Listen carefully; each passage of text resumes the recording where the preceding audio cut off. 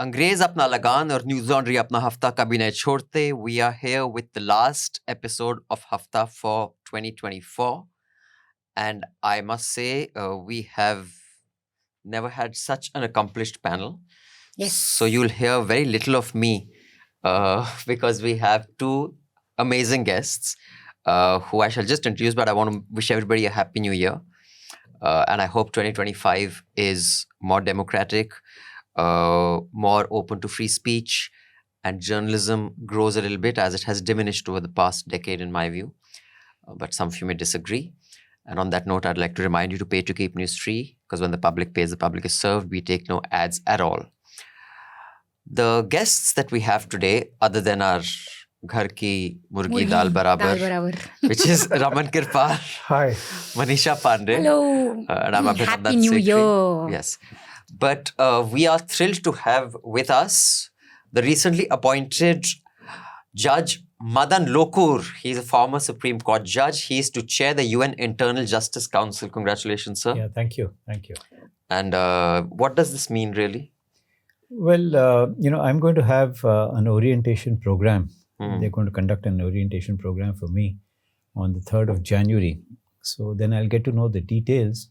But as far as I know, we have to give a report at the end of the year on the developments that have taken with regard to dispute resolution issues in the United Nations among the staff and the management.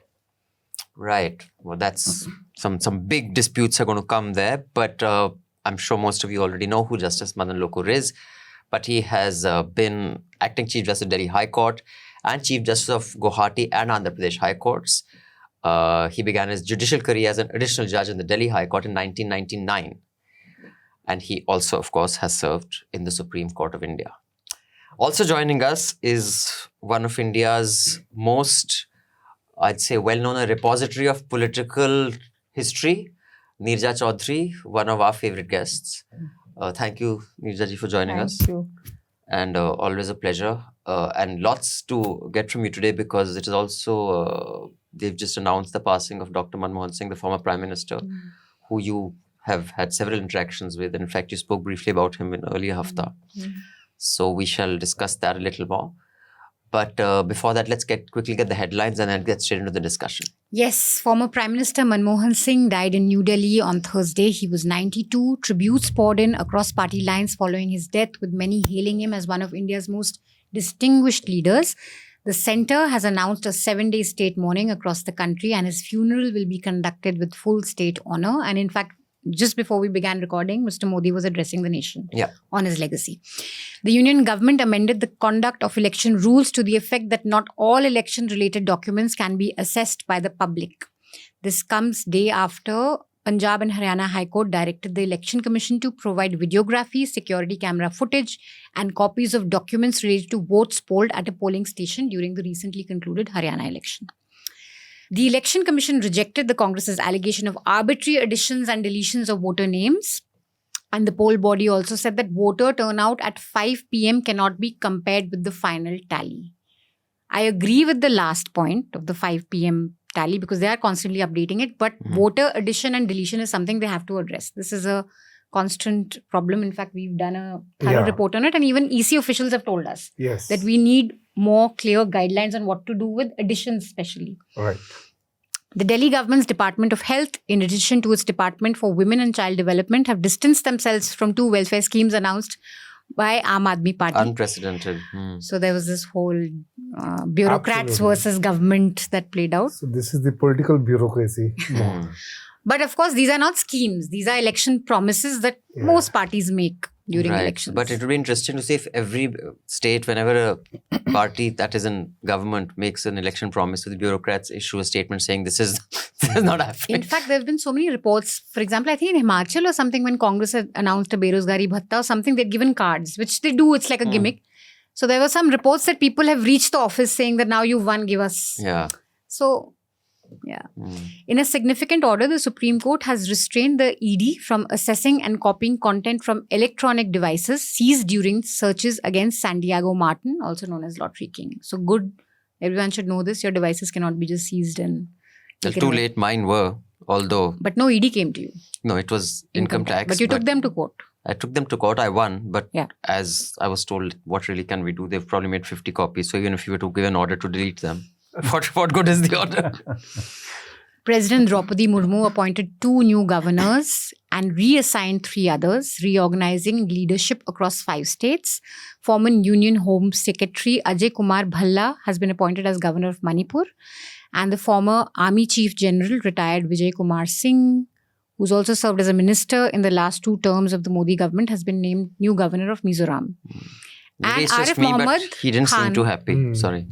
Arif Mohammed Khan goes to Bihar now from Right. Kerala. The Aam Aadmi Party on Thursday said it would seek the removal of Congress from the opposition India bloc if action is not taken against Ajay Makan, who called Arvind Kejriwal anti-national. So India versus India before elections, Delhi elections, as expected.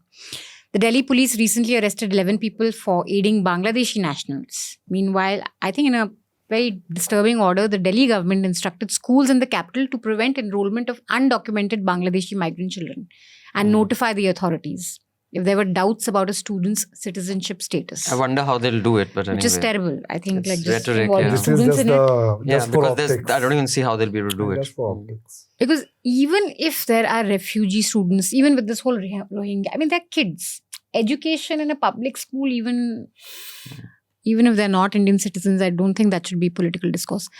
50-year-old Dalit man was beaten to death by a group of men in Chhattisgarh on suspicion of trying to steal a sack of rice. In another news, a 19-year-old youth was dragged out of his house, beaten to death by a mob in Chhattisgarh again, simply because they thought he had stolen 3 sacks of paddy.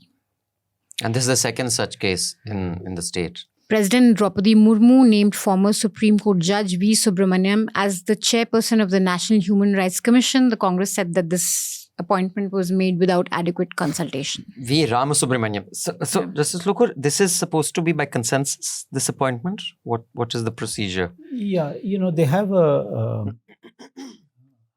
sort of a collegium consisting of the Prime Minister, leader of the opposition, and I think the Home Minister. So they decide who is to be appointed. So I suppose it's the majority decision that... Okay, so it has to be, it's majority. It doesn't have to be... I don't, as far as I know, it doesn't have to be, unanimous. Beef vendors in Goa held a strike to protest attack by cow vigilante groups in Margao, as a result of which there's beef shortage in Goa, which even BJP supporters will be upset about in Goa, because in Goa, beef pav is important to everyone. Uttar Pradesh police registered an FIR against Bharatiya Janata Party MLA Harish Chandra Shakya, 2 of his brothers and 13 others for an alleged gang rape, fraud and coercion, among other charges in Badang. 46 people, mostly women and children, were killed in airstrikes launched by Pakistan on Afghanistan's East Paktika province. And apparently the Afghan Taliban has now vowed retaliation and said, will they be marching to Islamabad or just retaliation? There were some reports that they've deployed certain parts of them to march towards Pakistan. Let's see what happens. We've had a bunch of sad news this week actually. M.T. Vasudevan Nair, one of the most prominent figures in Malayalam literature, died in Kerala, in Kozhikode. Then you had the news of Zakir Hussain, Sham Benegal also. Yeah. So all in 1 week, and then with Manmohan Singh. Dr Manmohan Singh. Yeah. At least 10 people, including 5 journalists, were killed and more than a dozen injured in Israeli strikes on Gaza. That continues. And I think one 3-year-old in a camp in Gaza froze to death. Yeah. So it's been, pretty horrible news coming from Gaza. And too many to mention a headline, but there were several cases. Since this was Christmas week, wherever many people were celebrating Christmas, there were a handful of cases that we are aware of. Maybe there are more that we aren't, where some nutters decided to start chanting Jai Shri Ram or other such slogans when people are celebrating Christmas. One Zomato guy who was wearing a Santa costume was asked to remove his Santa costume, was asked, do you dress like Ram during the Shera, and other such completely idiotic commentary which finds traction. Standing by for when these people are garlanded by a cabinet minister. But we have a project, an NL Sena project, and as you know, our journalism is powered by you and not by any government ads. And you want to do an in-depth investigation that are these just outliers on social media, or is this whole Hindu Rashtra project where nutters have a free hand of attacking shops that are serving beef, or attacking people dressed as Santa. So it's the Newslaundry Sena Hindu Rashtra project, where villages and government buildings in Gujarat declare themselves Hindu Rashtra. A school in Madhya Pradesh fires a Muslim teacher after a communal clash. Signboards in Uttarakhand call for boycotting all non-Hindus. New groups fueled by Hindu nationalism aim to merge state and religion, and many such cases. So who are the influential players who are actually behind this? How wide is their network? What are the resources being utilized? Is there some institutional backing? So our crack team of journalists, Basant Kumar, Pratik Goyal and Mol Pritam, will explore these issues, and they'll travel to at least 4 states, if not more. And this entire journalism project is going to be funded by you. There's a QR code here. There's a link in the show notes. Support our journalism. Support independent journalism. Do not leave it to the advertisements of Adani or an Ambani or a Modi or indeed a Kejriwal, or so many times we see South ads front page on Delhi Times. I have no idea why. It should be funded by you. So that is my earnest request.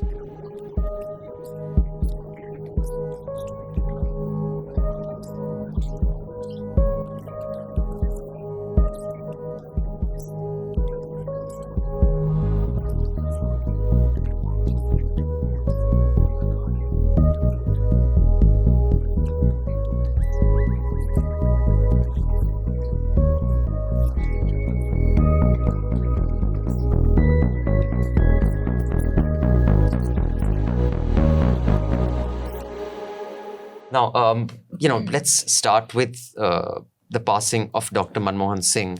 Neerja, you have written a book, on how prime ministers decide. In fact, we discussed that last time.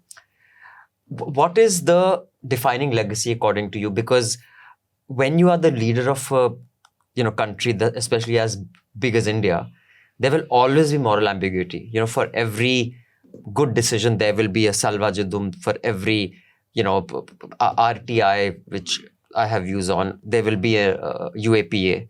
And all this happened under those very eventful 2004, 2014, and of course, him as finance minister. So you've known him. He was, of course, a very decent person in his personal conduct. What is his defining legacy, and what criticism, which this is not the perfect time, but often there is a discussion that whenever someone passes, people just brush aside, as they said, that Mark Antony said, the evil that men do lives after them, the good is often interred with their bones in Julius Caesar. How would you describe his defining legacy, and why? I think once the dust has settled, we will probably be able to take a more rational view than we are today. Because it's very interesting, the kind of outpouring of sense of loss that you see since last night when his death was announced. You feel that in some ways the Prime Minister summed it up. He said, Desh bahut dukhi hai. And I think that's true. The Desh is feeling real, genuine sense of grief. That this was and why is that? It's not because he was the author along with Narasimha Rao, the Prime Minister in 1991, of economic reforms, which has had a certain trajectory and put India on the growth path. Not because he was the author with George Bush, US President, of the Indo-US nuclear deal, which strengthened the strategic relationship between India and the USA. Those things are, in cold terms. You look at them, yes, this is his legacy. But what will he be remembered as? As a gentleman politician, as a good man, as a humble man, as a courteous figure. And the last time when I saw him was last year, when I asked to present my book to him, and he wrote back saying, I've already bought it and read it, but please come. And it was lying, when I went, it was lying there on his table. And what was exercising him the most, and at that time also he sat in this chair just looking ahead, speaking so softly that I had to keep turning to his wife, kya keh rahe hain? But very mentally alert, all there. And what was exercising him the most is what he kept repeating, the bitterness between the ruling side and the opposition. And he kept saying, this is not good for democracy. Now, Manmohan Singh criticized the Prime Minister. The Prime Ministers criticized him. They called him Moni Baba and all kinds of things. But today, the government is announced 7-day mourning for a leader in the opposition. It is going to give him state honors. His funeral will be with state honors. Again, a leader of the Congress party, they love to criticize and love to hate. So I thought to myself, Manmohan Singh in his death has become a unifying figure. What he was talking about, in the last months of his life, what exercised him. And so his legacy is going to be, for ordinary people, decency. Decency in politics. Unifying elements in politics, not divisiveness. And of course, as I say, there are the very, very, very important things that he was the author of, which is in the diplomatic field, in the economic field. And of course, he was the helmsman when all those important decisions were taken by the Congress party of a rights-based approach. Right to information, right to work, right to education, right to food. All that came during his premiership. Absolutely. Even though he would, I know this and I've written about it also, he would often say, "Paisa kahan se aayega?" Right. Because it wasn't that he was fully convinced, but he went along. And it was under his leadership that all that was done. So I must say the only time I've spent any time in jail was one night in the lockup for gherawing Prime Minister Manmohan Singh's house back in 2007-8 when we were doing the RTI protests. And I was a huge critic. But one thing that I must say, at that time I wasn't, also it's like Trump makes Bush look good. I think Modi makes Dr. Singh look good, although I think he was a very good man. But one thing that I was a huge critic, that he was absolutely right. And that is, I guess, where maturity and vision, that history will judge me more kindly than the media did, because the media really did attack him. But I don't know if, I'm correct or not, but at least between 2005 to 9-10, when the RTI movement were at peak, what we used to get, because, we were working with Aruna Roy, Nikhil Day, Prashant Bhushan. So, the drafts would be written often at Shekhar's house and sent through Arunaji to Sonia ji, etc. What we were told is that Mr. Singh was not for the RTI. It was Sonia ji who pushed it through. Had it not been for her, he would, because I'm not saying he was dishonest, but he was a bureaucrat. And a bureaucrat, like, you have to extract information like a tooth. It is not that, let's put it like, just like the Supreme, the changing the rules, that we will not give the video footage. Just put it out there. No one should have to ask for it even. So no, I think that's correct, that all these rights-based things, he didn't come out openly. Though the first meeting that the NAC had, led by Sonia Gandhi, she led the group on their first day of meeting for a cup of tea with Manmohan Singh. And he received them at RCR, the Prime Minister's house. And but RTI also not so much as some other things, like right to food was a big thing that you remember kept running into roadblocks. And I think the people who fronted his view were probably Montek Singh Ahluwalia and Mr. Chidambaram. Right. But having said that, whatever be the inner differences that were aired and expressed, he went along with it. Absolutely. No, he went along with it. And when history looks back, and even today people are assessing his contribution, they attribute it to him. Yeah, the most landmark, some of the policy interventions came in. Absolutely. But on what he was called probably the weakest prime minister, it used to be said. And Sonia Gandhi was seen as half prime minister. Very powerful in his term. And the division, I remember Ahmed Patel, who was political secretary to Sonia Gandhi, used to say, Dr. Saab, but that's not your area of, that's not in your domain virtually. It is political side we take care of, administrative and governance side you take care of. That was a kind of division. So, and this obviously rankled with him, because again, when I went to present my book, And he immediately opened the chapter and he liked the heading of that chapter, which was an underrated prime minister who triumphed. Right. So he felt, it in a sense vindicated him. He didn't see himself as weak. And certainly the way he pushed through the Indo-US nuclear deal. Yeah. 39 long Yeah, months. actually, we'll come to that. But before that, Justice Lokur, we also would like you to look back at 2024 from the court's point of view. And it was a very eventful year for the courts with many landmark judgments coming. But before we get to that, your view on the passing of the former Prime Minister, the overwhelming legacy that you think he leaves behind. Yeah, actually, I think Neerja has summed it up very well. Two words, which I liked was that he was a decent politician, right? There is no doubt that he was a great prime minister in several ways. And he carried the nation along.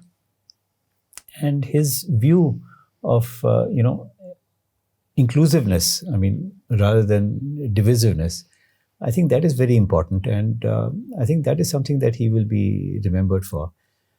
Everybody says, and which is obviously correct, that he was very humble. He was very down to earth. But yeah, a great man. And I think it's a great loss for our country, that he has passed away. And I understand that you were a serving judge till 2018. So Yeah. a lot of the time as a judge, it was under the Prime Minister Manmohan Singh. So, I don't know what the protocol is, that whether you can comment on the time when you were a judge, but you've been someone who's been very outspoken on human rights and stuff. And I remember from that Operation Green Hunt to Arundhati Roy's cover story for Outlook, the assault on human rights was highlighted back then in significant ways. Now it is of a different kind. It is like chaos because of, I guess, the overwhelming message that this government has sent out, that any tapori can violate human rights of anyone and get away with it. But, from a Salva Judhman, an institutionalized violation, do you have a view on, was it an outlier during that time because of, Mr. Chidambaram's interventions, or do you think that was just part of how governments functioned back then? In what way? With regard to the... In regard to the institutionalization of mechanisms that violated the principles of justice while dealing with the red terror, quote unquote. Yeah, okay. Yeah, it did. Yeah, there's no doubt about it, and the Supreme Court has mentioned it. But, that's one aspect, okay? You also had the coal scam, for example, okay, that came during that period. And I remember having dealt with it. These things happen. It can't be that everything that happens is good. Absolutely. Right? And there will be some, errors here or there, or some steps that are taken, which you may not agree with. At that point of time, you may say, fine, it's okay. It's necessary because of what is happening in the country. But maybe 5 years later, you may have a rethink about it. So to really pinpoint anything that happened during that period would be looking back, and in sort of in hindsight, sure, to say whether that was okay or that was not okay. It should have been done this way or it should have been done some other way. But there were some positives. For example, like Neerja mentioned about the RTI, right? Very good. Then MGNREGA, also very good. Right to education, very good. So, yeah, I would prefer to look at the positives, rather than the negatives. Right. You could have, UAPA being strengthened, so to speak. But, why it happened at that point of time is difficult to say, but that it is having an impact today or in the last couple of years is a different story altogether. Right. I'll come to our two in-house Ghar Ki Murgis later because our guests have to leave by 12:15 or 12:20. So we'll let them, speak a little more. But before that, you want to come in because I have two specific questions for our guests. On Manmohan Singh, actually, I was just thinking today that I've been a journalist for 15 years and the first 4 years, my formative years were in UPA 2. I was in Business Standard, TN9N was the editor. and I was handling the edit op-ed pages. And 2009 May, UPA 2 comes to power. I became a journalist in 2009 March. And I remember, and it was interesting to look back now, the first anniversary of UPA 2, 1 year completes. We had such a strong editorial against Manmohan Singh. I was in charge of the letters page, so we would get letters to the editors, and I would give headlines like Manmohan. 2012, I think this was half year to UPA 2 had completed, and there was a very strong editorial in the Business Standard calling him to resign. Leader. It was like the first, that you failed, the growth is, GDP numbers are down, fiscal deficit is, and very harsh kind of words were used. And I guess that's what journalists did at that point and should do.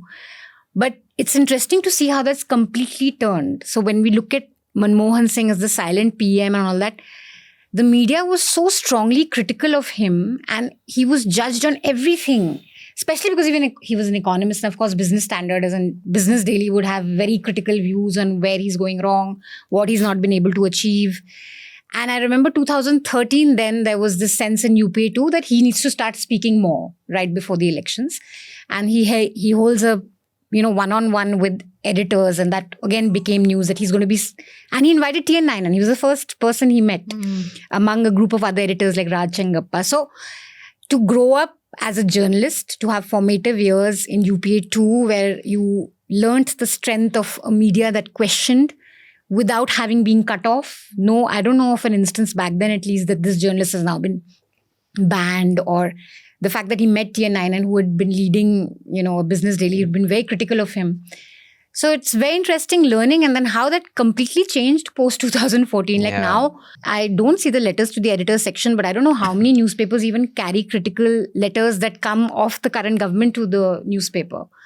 So and that's what a lot of people are actually remembering today. The fact that he held press conferences, his last press conference in 2014 where he took questions. Right. Comedians, I saw Veerdas say that prime time he used to have a show on a business channel where they would rip into Manmohan every night. And why this is the measure of a great person, that he took jokes without the worry of UAPA. Right. No one would have thought back then, even while the UAPA was being reimagined, that this would be used for thought crimes. Right.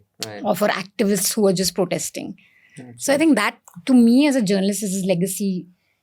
The criticisms he took and the free rein media had in his time. Relatively. Yes. Relatively. Relatively, yes. Because while he was fair game, Sonia wasn't. Yeah. Let's be clear. You could not attack the Gandhis. So I can recall two things. One is in the late 80s when I was I was studying. I was doing an MPhil from GNU. And I was looking for a job. And at that time, we could see only the government jobs around us. There was no private job, nothing. So I really, when I think of Manmohan Singh 1991, when he opened up the economy, I remember a few friends of mine who wanted to start a poultry farm. Even for that, you needed lots of clearances. There were 27 clearances at that time. Okay, so I can distinctly, recall that there were just no jobs, virtually no jobs. And in 1991, when he opened up the economy and you had this private sector coming in, I think this was a very, very big achievement on his part. And when I read, his biography by his daughter, Daman Singh, and which is going to be one of my recommendations today, she had really put out, the making of Manmohan Singh as an economist very clearly. When he was studying at Cambridge and Oxford, and when he was teaching at Punjab University. So I think this really stands out for me.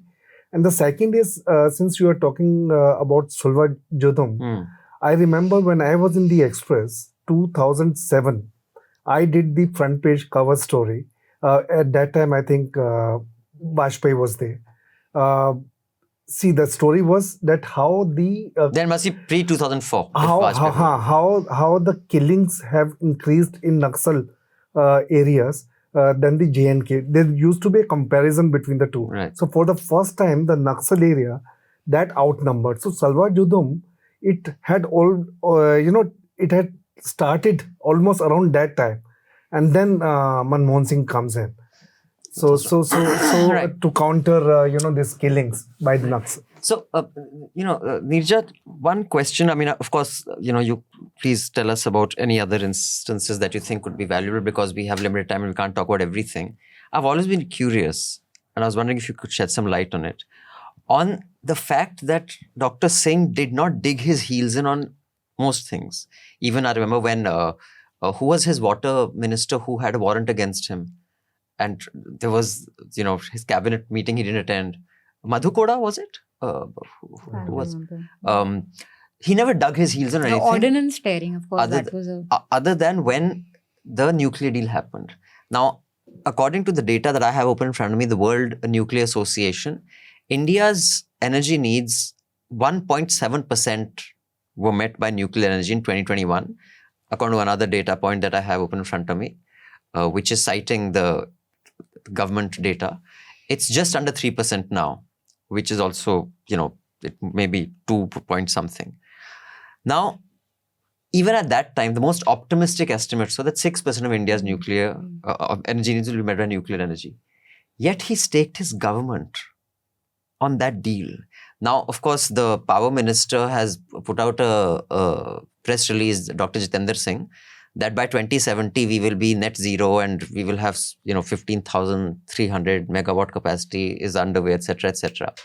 Now, I'm not sure Dr. Singh had thought 100 years ahead, but at that time a lot of the conversation was because a lot of Dr. Singh's policy interventions were to do with the American lobby or the Washington consensus, and they had convinced him, for whatever lobbying reasons, that this is good for India because it would open out a lot of business for American companies. But as far as India's nuclear energy requirement is concerned, I mean, okay, 6% is not to be scoffed at, but it's not worth staking your government on. And it's expensive. Yeah, and so I'm wondering, why that? And, why would he stake his government, anger Karath to an extent where it became, the relationship became so, acrimonious? Yes. Can you, any insight into that? One can only guess. That, of course, clean energy, of course, ending nuclear apartheid, all those were after the sanctions of 1998 and earlier, of course, 1974 when Indira Gandhi went in for a test, and then later Vajpayee. All those, yes. And of course, as I said, a strategic relationship with the United States of America, which he gave importance to. So it was beyond just nuclear energy. Oh, much beyond, because the Americans, like, Condoleezza Rice, US Secretary of State, at the last dinner that they had, a small group dinner with Manmohan Singh, just before the deal was signed, she said, Dr. Singh, we've done heavy lifting for you. So I hope India will also buy the nuclear reactors. So Bush cut her short. He said, no, that's not the purpose of it. It's the relationship between the two countries. So, and of course, very interestingly, he once said to Manmohan Singh, I like you because you have a calming influence on me. This thing about silence and, humility and the kind of persona he had. But I think somewhere I feel it went beyond that. Once he was on that path, that this must be done. And remember, Sonia Gandhi was opposing it to begin with. Yeah. Then she came to support it. And the left, of course, was opposing it, and they reduced support. But he managed to get alternative support of Mulayam Singh Yadav's party, which had also opposed the deal to begin with. And he roped in somebody like Amar Singh, of all people, to do that. He was the opposite of Manmohan Singh. And this was all Manmohan Singh's doing. The all politics of Manmohan it. Singh, not the party. So it's party shrewd came in later. Political Maneuvering. work, But maneuvering he that he used did. it was the idea of M.K. Narayanan. Who somebody had told me this, that somebody sold this idea to him, and he fell for it hook, line, and sinker.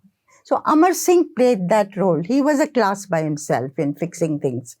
But I think there was an element of saying, I am going to be my own man. This pushing around of Manmohan Singh all through his premiership. He used that to by the party. prove his point. On this one thing I believe in, I'm going to stick to it and I'm going to deliver. So somewhere he was asserting his what do you call, his own self. His authority as His Prime authority Minister. as Prime Minister. That's correct. Right. Because That's as a also person, he correct. wasn't. Yeah. Okay, Justice Lokur, we have about 20-25 minutes left. I know this is too wide a question, so I will leave it to you to narrow it down to some important judgments and what you thought of the Supreme Court's intervention in policy. Now, I know it is not the job of the Supreme Court to run the country. And often the Supreme Court has observed in many cases that we have read about and our, able journalists have covered that Supreme Court is not the executive. It does not create policy. We only decide on what is legal, what is not legal. But everything goes there. It's basically come to a point that Supreme Court will decide on this, ye election fair hai ki nahi, ye hai ki nahi. Now the Ram Janmabhoomi issue, the electoral bonds, which fine, Justice Chandrachud said it has to be public, but the next step that you cannot spend that money or give it back, or it didn't quite happen. What, in your view, has the role of the Supreme Court expanded into? How it affects democracy? And where you think in specific judgments, in case you want to, speak about it, did it fall short or did it outshine itself? Yeah, I don't think the Supreme Court has expanded its role, in the sense that it's going into areas where it shouldn't be going. Okay, it has been going into areas, which we are dealing with today in a similar fashion in the past also. That's what public interest litigation is all about. So when you talk about protection of the environment in the 1980s, 1990s, that's policy, okay? But if it is going to have an impact on the constitutional rights of people, then the Supreme Court will intervene, okay? So even now, when you have some issues coming up which pertain to the Constitution, for example, you had mentioned about electoral bonds, free and fair elections, all right? So that's a part of the job of the Supreme Court to see that elections are free and fair. So when you come to the issue of electoral bonds, are they constitutional or not constitutional, the Supreme Court said, well, it has an impact on the fairness of elections. But too little, too late? It took a while. I think, too little, too late, certainly. The Supreme Court should have decided it much earlier, because of the impact that the electoral bonds have had in terms of money going to, the quantum of money going to political parties. That's number one. The second aspect, which I'm a little unhappy about is that after the electoral bonds were declared unconstitutional, the Supreme Court did not take that one step further, to ask, from where did you guys get this money? Mm-hmm. So you've had persons giving 300 crores, 400 crores. Where did you get this money from? What about the income tax department? Did they look into it at that point of time? No, so they're busy investigating us. More important things, like Newslaundry and Abhinandan Sekhri are being investigated. Okay, then you had organizations, companies, which were running at a loss. Yeah. They donated money. Yeah. You're running at loss. How do you get the money to donate? You had shell companies, right? They donated money. So these are things which I think the Supreme Court should have looked at. And there was seemingly quid pro quo also, because they were given some awarded some contracts. Yeah, that is an aspect that could have been investigated. Right. I mean, it's possible. I mean, there are stories about some companies who have donated money and they've got contracts. Yes. May or may not be correct. I don't know. But it's something which is worth looking into. Yeah. But other than that specific, I attended Justice Ahmadi's biography's book launch and Justice Nariman's speech there, which he just lambasted the court on their Ram Janmabhoomi judgment. It's a recommendation we had done. It's online. People can watch it. Since you have served in the court in the 90s as well, is it that because of media becoming ubiquitous, the attention on the courts is a lot more, and therefore the criticism is also, at a different level, and so is sometimes the Wawa Dekho, they are such wonderful people, and the whole activist judge kind of thing? Or has it genuinely increased from the time when, you remember pre-social media days? Yeah, well, I think the focus on the courts has increased, definitely. I mean, there's no doubt about it. And I think in the last maybe 10, 15 years, that focus particularly on the Supreme Court has increased for a variety of reasons. One is the nature of issues that have been coming up. Okay. Violation of rights. Then journalists getting into trouble. So once journalists get into trouble, they're not going to keep quiet. They're going to write about it.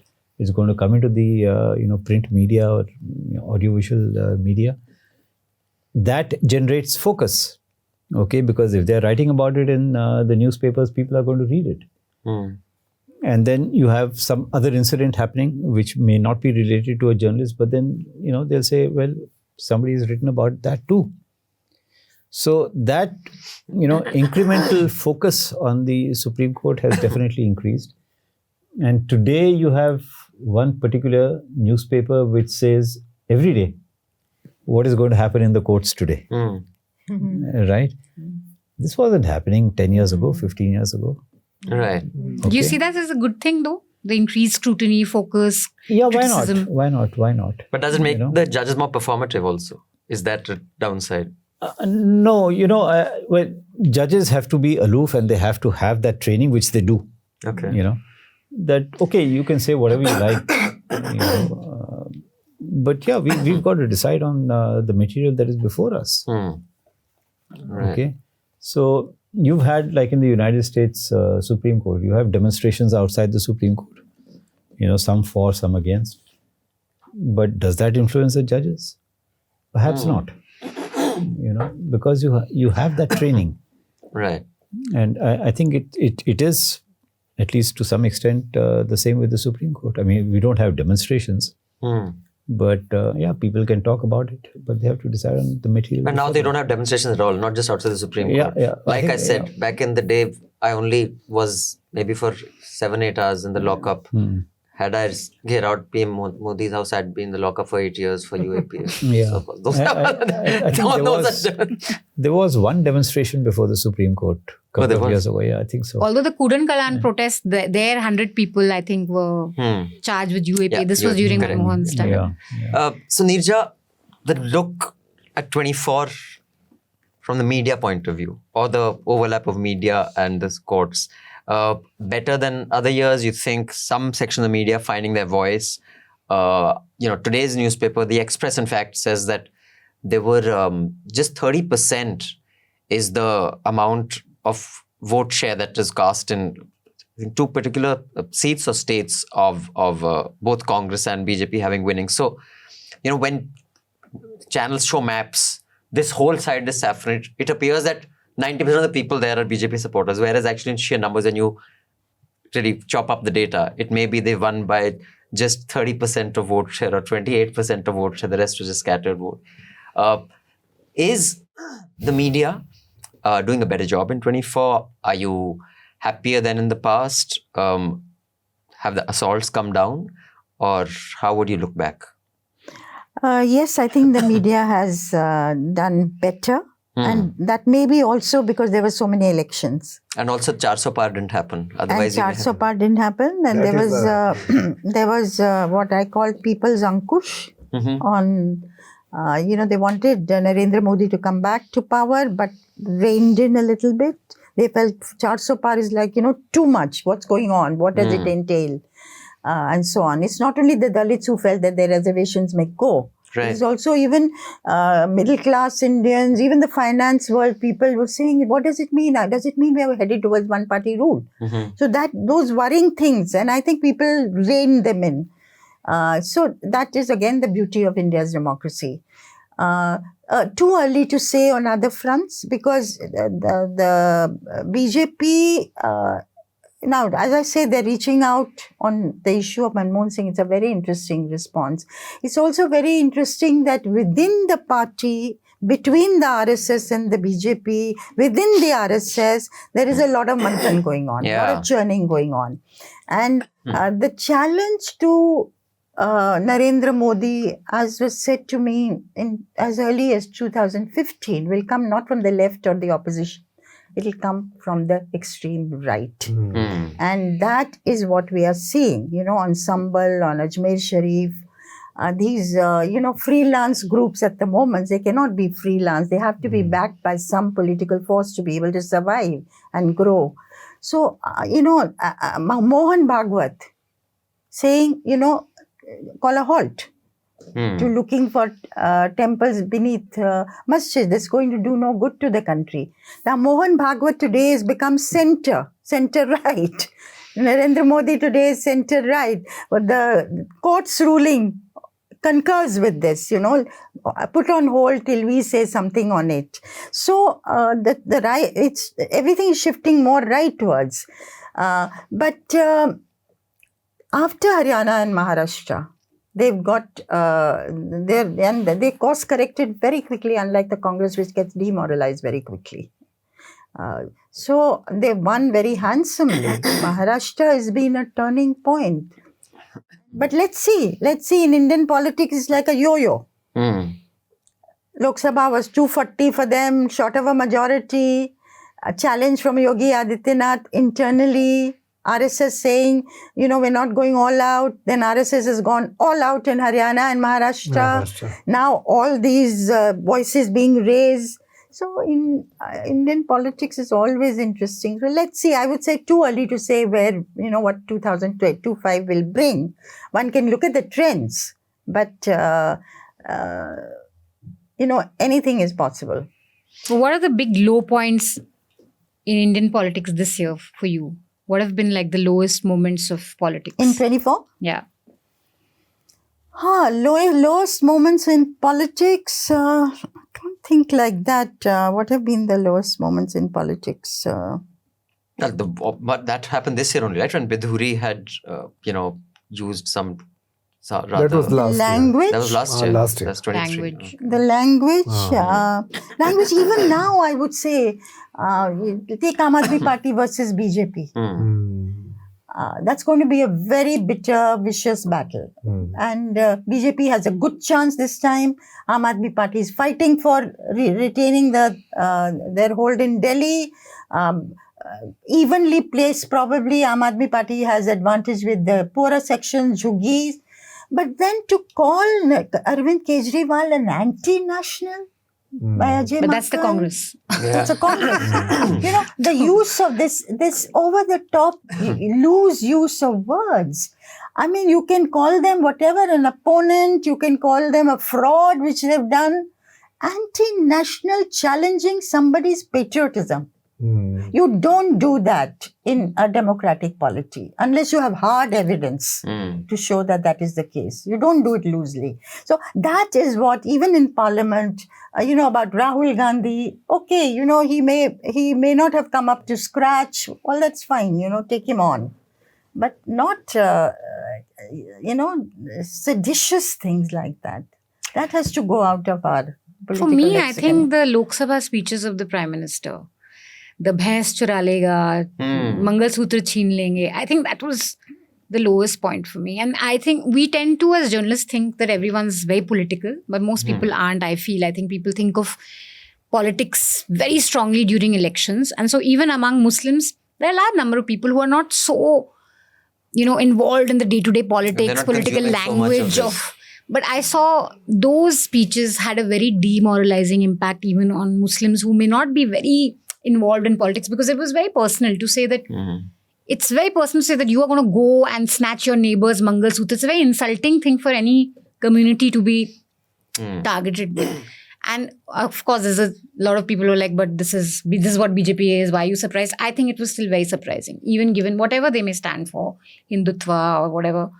The Prime Minister saying things like they'll snatch your Mangal Sutra or they'll steal your cows. I think that was very low this year. No, I'll just add one thing. Mohan Bhagwat just gave a speech in Marathi after the Maharashtra victory, where he said, मंदिर के शिखर पे अगर कोई कौवा बैठ जाता है तो वो चिल नहीं बन जाता. So I think he didn't give any reference. I mean, didn't name anyone, but one can understand as Neerja is saying that the challenge is going to come from the within. And in fact, on that, the organizer and the All India Seer Committee, what is it called? It's called the Akhil Bharatiya Sant Samiti, where Swami Jitendranand Saraswati said that religious matters should be decided by dharmacharyas and not RSS. Yeah. He was basically, when he said you can't start digging everything and saying there was a temple there. Right. And the organizer carried an editorial kind of contrary to Bhagwat's statement. And then today they have again reversed their position. So I think Neerja is right. There's the friction between the RSS and the hard religious right. Is going to be the challenge. Yeah. Now the question is, does this extreme right have a political backing? What are they without, say, the Modi support or...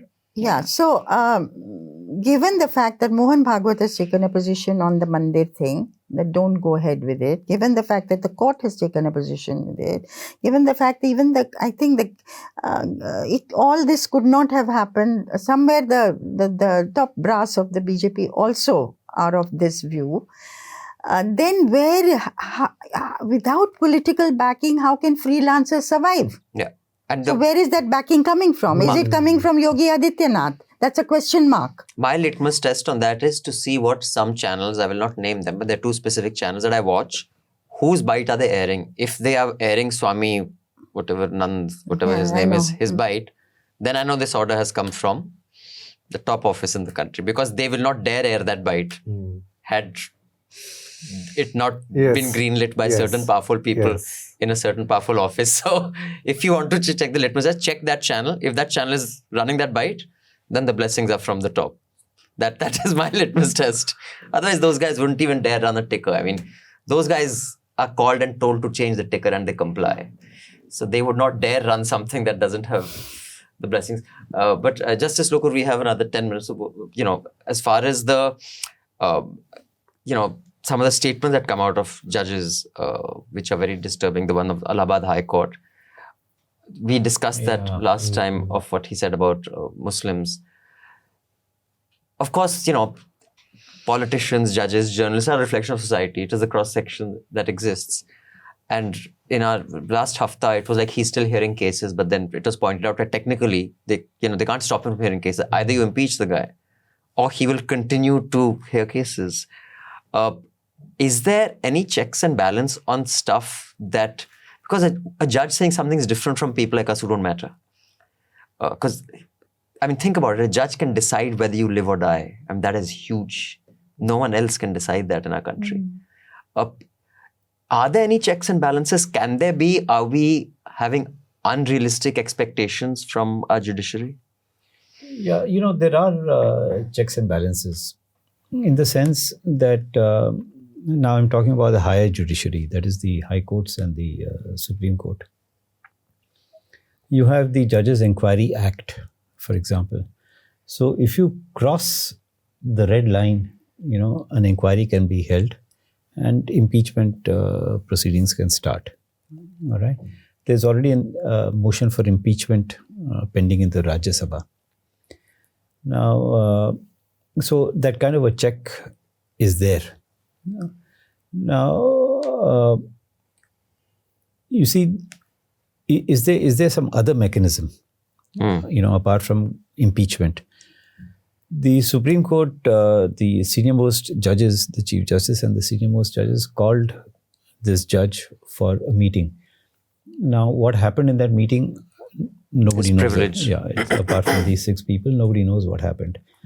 So, perhaps the Supreme Court is also looking at, this is the impression I'm getting, is also looking at ways and means to check judges, short of impeachment. Because impeachment is a long drawn out process, number one. And it's like, a death sentence so far as a judge is concerned. So something short of that. So you've had not only this judge, but you had other judges also who've, said things which are very strange. Sure. Okay. In their judgments and even otherwise.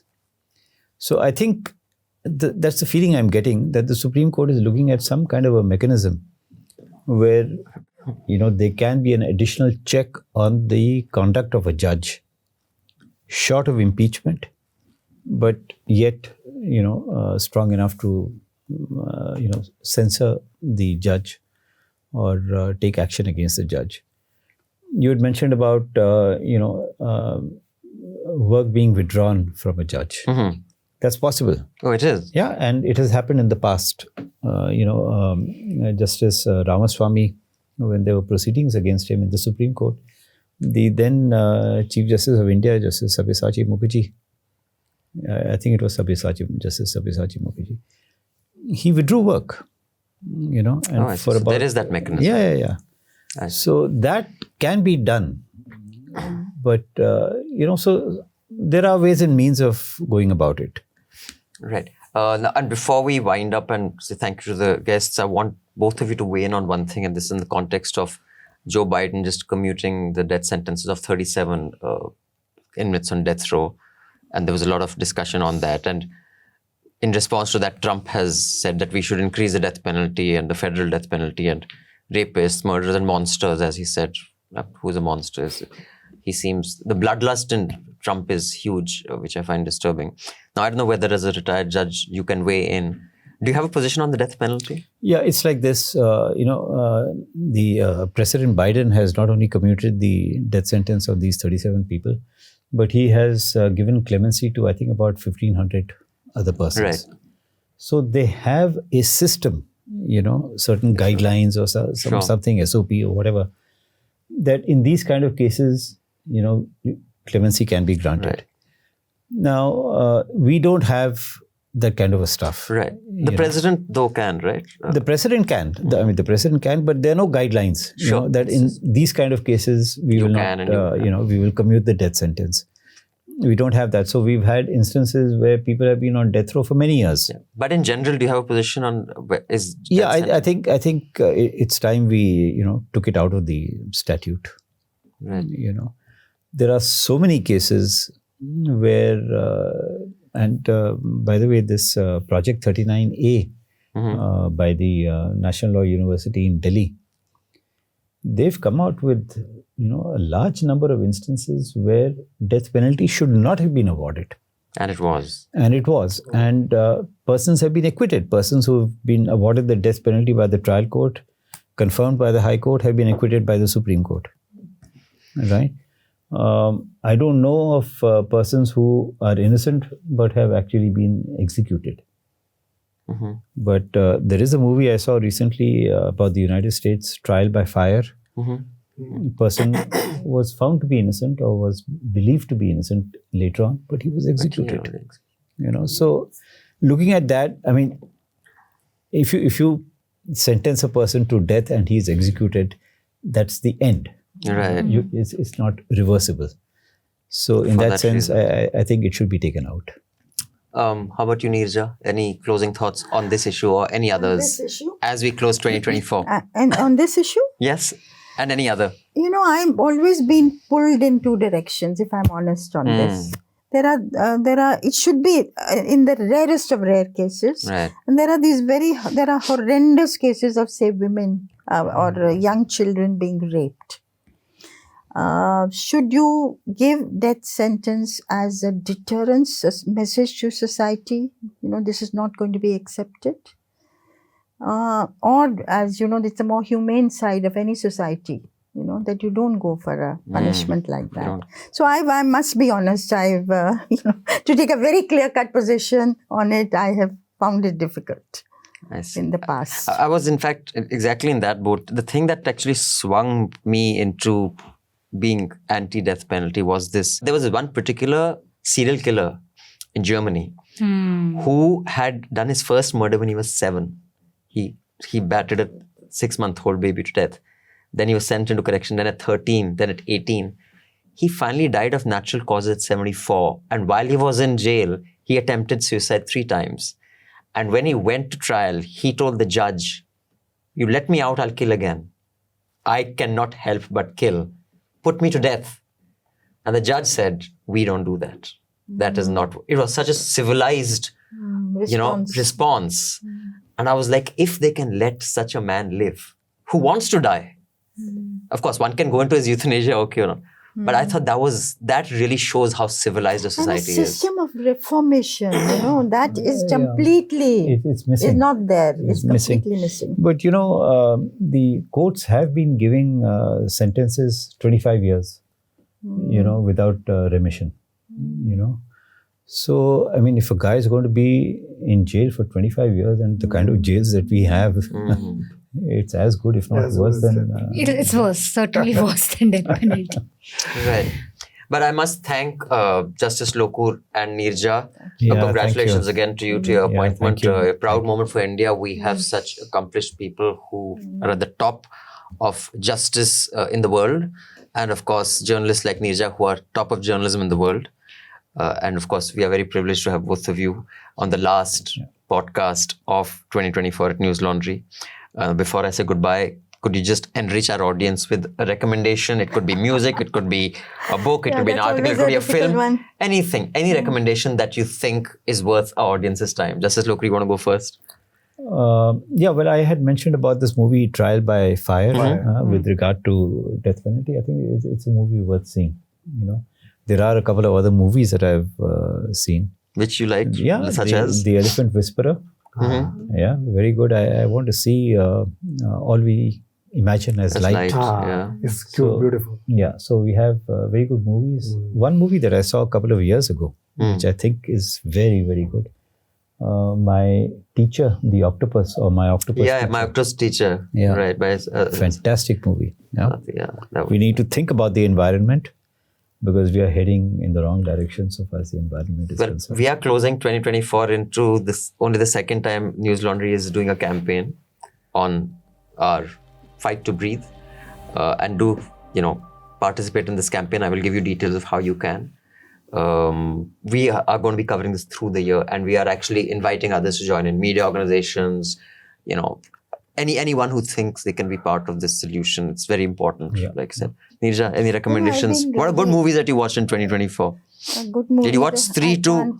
Hey. But a It's the book worst I've movie been of the year. reading Oh, really? is recently of great interest to me. Is Ashok Gopal's book on Ambedkar.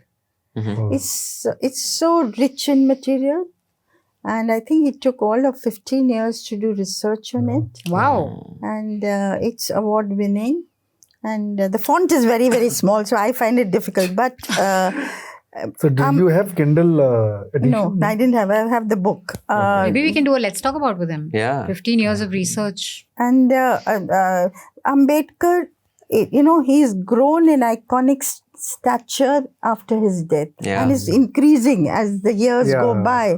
I sometimes wonder, I was thinking today, will this happen to Dr Manmohan Singh also? Will he become much more of an icon after his death? But that apart, but Ambedkar is going to be the trend of the future in the coming year and years, because you have today young, educated, aspirational Dalits out there, and every party is catering to them. So anyway, this is, I would recommend it to people who are interested in the subject. We will continue our discussion, but thank you so much. I know both of you have Thank to you. go, so we have a little something for you. You've already got our books, so we have something else for you, but you haven't got our books, so I shall give you those. Before we continue the discussion with the Ghar Ki Murgis, I have a couple of announcements. One is, I reiterate, please do contribute to the Sena project. And the second is this, what I was mentioning with Justice Lokur, Fight to Breathe. Those of you who are subscribers have already got my email. It is a campaign that impacts much of North India. And ever since we started the campaign, a lot of people are tweeting from Bombay. Because Bombay also, Yeah, it's AQI been- never used to be 300. Yeah, never. And it's been bad for them since September. So, for most of the year, in much of North India, it is severely unhealthy. By the UN standard, it's unbreathable air. The average resident is likely to lose 5.4 years of life expectancy. And this is data from UN-approved, public health data. Right. A public health pandemic that impacts tens of millions across the country is being ignored year after year. It becomes the headline just for about 2 weeks during the winter. We are launching a year-long campaign. We will have shows, articles, calls to action, innovative techniques for advocacy, storytelling, and we have to force those in power to fix this. And we cannot do this alone. We have to do this together. So we urge all citizens, people who are in activism, people who are in power, bureaucrats, politicians. This impacts your children. I don't have children, but if I had our children, or my ability to even have children, because it's really bad for your reproductive system as well. In fact, Pratyush has done an excellent story. It's out today on the waste to energy plant, which is spewing toxins. We have on record radiologists telling us about abortions, not about abortions, about miscarriages, about children suffering real disorders, women having troubles conceiving, and very articulate young people and even, residents around that area who are so, they feel so hopeless about the fact that there's this toxic, plant next to them and they can do nothing, and they know. Spewing death. And really articulate voices. Fighting a case, legal case. Yeah. They lost once, but they are still, they have gone to the Supreme Court now. And real massive impact. There's a real hell. It's like Chernobyl, man, honestly. You can, scan this QR code. You'll read a lot of stories. You can see what all you can do. And we'd like everyone to get involved because this is non-partisan. It is not that if you are a supporter of X party, you will not be impacted. If you support Y party, let's hold everyone accountable. Yeah. Let us not step back. This affects your life, and no political party is worth giving your life for. Okay? So step up, scan this QR code. Let's make this happen. Pressure. If all media organizations together put this pressure, the government will have to act. We cannot just hand it over to them. Ki aap mai bapo, aap you decide whether we live or die or whether we. I went for one of my relatives, under 14 football matches. They were playing in 380 AQI. Khelo India.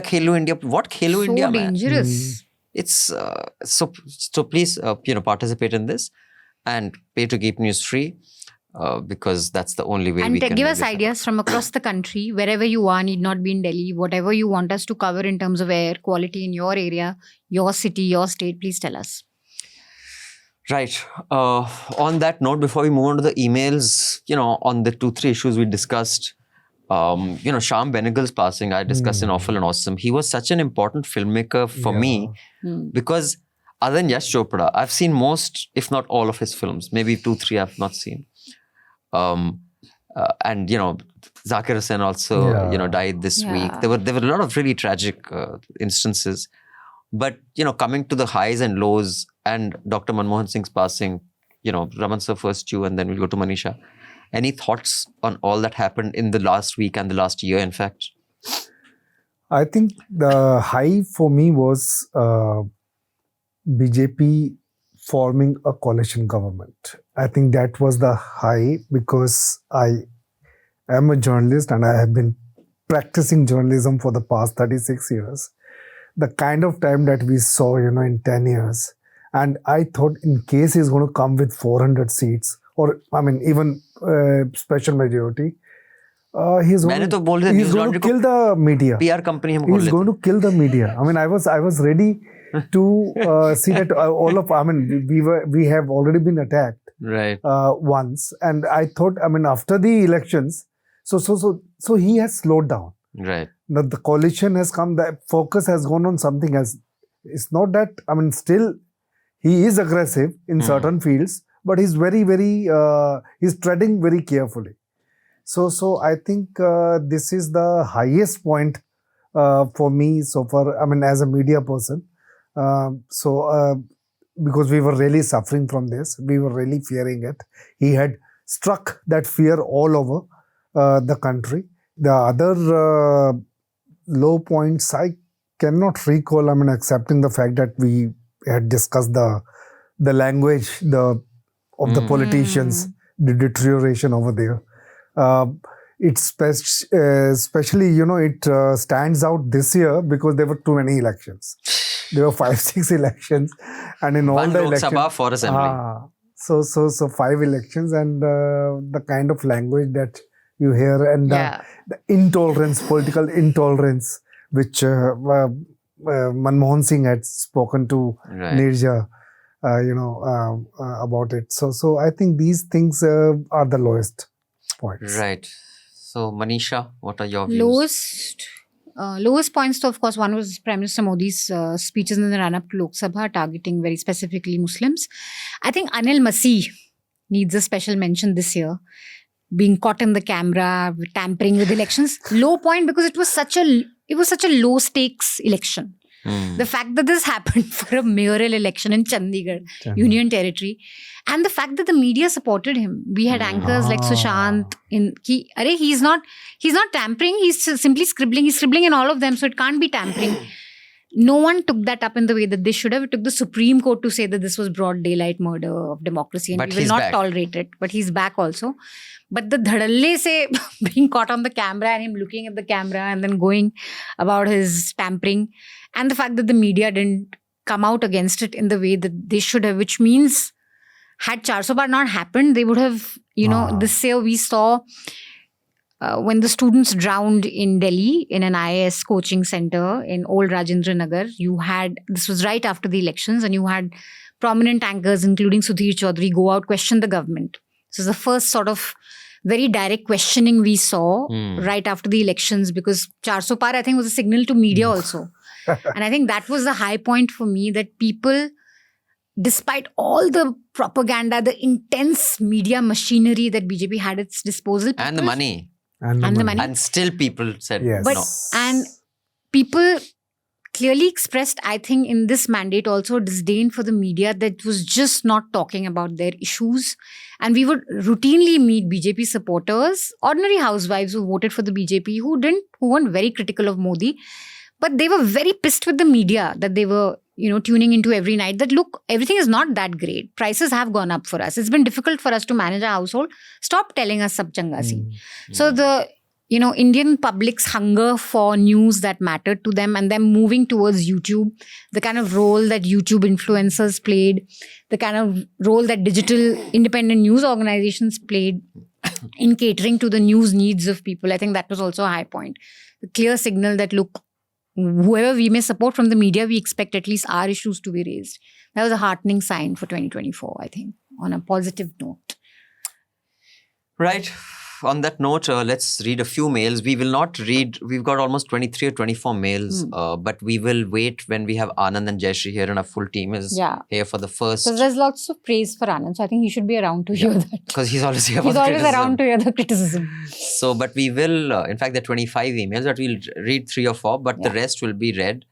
The shorter ones we'll read, the rest we'll read when the entire team is here in the first hafta of 2025. So a lot of people were happy with your kung fu fighting gig in the last hafta. Before we start, you can mail us at podcasts@newslaundry.com. I repeat, podcasts@newslaundry.com.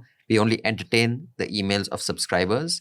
If you're a non-subscriber, you can leave your comments on Twitter and you can do all your hate trolling there. Or you can click in the link in the show notes below. It will open out a form.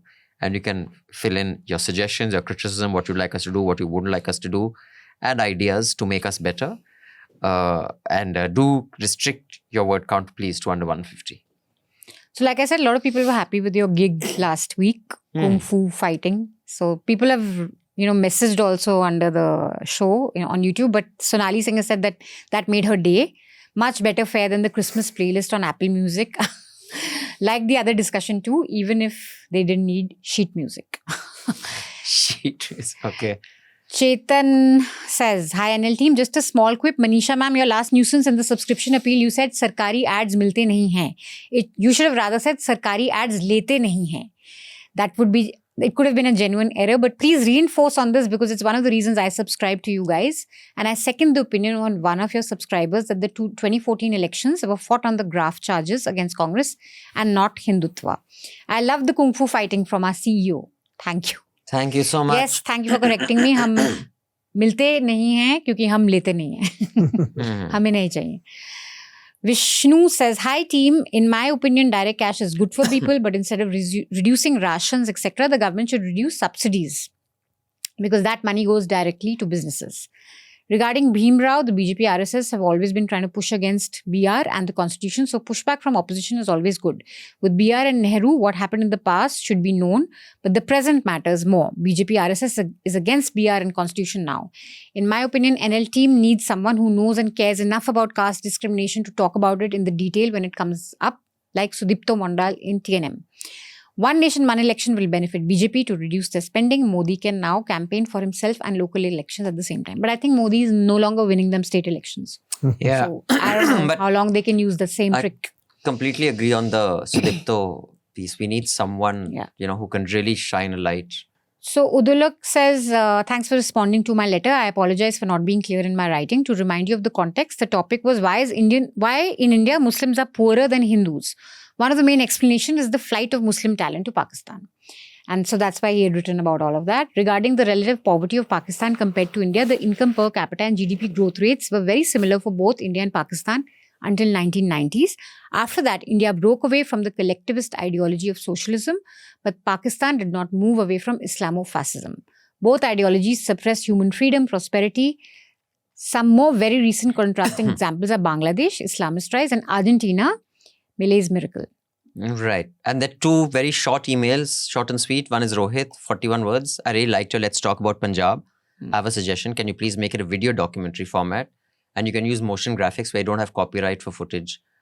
I like Abhinandan's narration a lot. Thank you so much, Rohit. We will try, but even to make it really compelling, the motion graphics have to be of a certain quality, and that you have It's to a put lot a of work. certain resource behind it. We've Because done that earlier. Yeah, with 2G exactly. scam. And Yeah, we've done stuff like that. Niranjan says 2018 Hafta, episode 220. Madhu reprimanded Manisha for nuisance, repeating the theme of TV anchors asking the PM where he gets his energy from. Abhinandan to Anand. Why were you not a signatory in the letter demanding release of Julian Assange signed by N. Ram Arundhati Roy? Some things never change. Would recommend other subscribers to listen to older Hafta. It's hilariously tragic how the level of public discourse and news has fallen. Also would recommend the Harvinder Kaur interview. Why not put clips of such interviews outside the paywall? Might help with visibility on YD. We will do that. Harvinder Kaur is the... litigant. Yeah, that's one of my favorite I agrees. Hmm. She had gone to court against jokes on the Sikh community. And That there should be no Sardar jokes. And the Chief Justice of the Supreme Court at that time was a Sardar who was listening to her. I feel it's really a good one. Yeah. Ekant says, hi, I completely agree with the discussion on non-working parliament. Most of us don't even know how parliament should work. I've been reading old parliament transcripts. The level of debate was another level. Even the right-leaning politicians presented their argument with some kind of logic, even if we don't agree. Can we have some program before parliament sessions that presents agenda planned for next session so people realize how much of the agenda never goes anywhere? Another suggestion is unrelated. Homeopathy is a grift that is being supported by Ayush Ministry with our tax money. I believe it disproportionately affects the poor and lower middle class due to rising medical costs. These so-called grifter doctors take 50-100 rupees and just give sugar pills. My request is for an investigative report on this. Well, something in that zone is already underway, so we read your mind, bro. But thank you, Ekansh, for that email. Chirandeep Chatterjee says, please arrange a discussion and publish a report of all the state elections that happened after 2014 and how many BJP loses where BJP is already in power. I think we would be very confirmative that BJP does not lose power once it's in control, administrative control. So suggestion to your team is you should spend more time and resources to investigate how BJP has fully captured our election mechanism. Like Our North stories Korea and are- Russia. We have just picked one aspect, which is deletion and addition. Yeah, but that's And an the investigation that's The happening. 3 stories are out. It took us about 4 months to do it. Yeah, these stories take long, man. Yeah. Please convince your friends, family to subscribe. Yeah, we need more subscribers and more resources to... I mean, this has taken so long. It And has. going door to door to Ah. check, it's not easy. And the last letter is from Robin. Dear NL team, this is regard to the paywall stories. I have a couple of suggestions that might be worth trying. A non-subscriber can be nudged to a small payment to just read one article. View one report, interview, maybe after successful. At least we should have a paper. I don't know how feasible it is, but this it's good. one thing, he says, I disagree with getting a voting between subscribers to make an article free. I think last time we had discussed that enough of you want something out of the Oh, paywall. like that. and- Okay, but we have this thing that you can send one article for subscriber to a non-subscriber Gift. and it'll open. I think that system is already on. I'll just check. Yes. You can gift a piece. You can gift a piece and that person can open that one piece and consume it. So subscribers need to be more proactive. Gift more of our stuff. Yeah, be our brand ambassadors. Spread the word. In fact, you can gift 2. Like the same URL, you can gift to 2 people. So on that note, let's get the recommendations for the week. Raman, you want to go first? As I said, Manmohan Singh's biography written by his daughter, Daman Singh. Making of Manmohan Singh, is when he was a child and then when he was a student and when he was a teacher. Very, very nice biography. It doesn't deal much with the politics. In a way, I found it very, very... Because, when I read a political biography of L.K. Advani, I gained very little. Because we have been covering politics and I saw that the way it was written, it wasn't telling anything about Advani, in his formative years or so. So I think... So that is why I like Daman Singh's. It was very honest attempt to write about her father. So this is one which I read about 2-3 years ago, Manmohan Singh. And then the second is our series on voter suppression is out.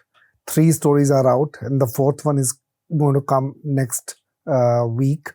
And we will continue to do stories on voter suppression. We have just dealt with one aspect at this point of time because this is where we found that most of the things have happened.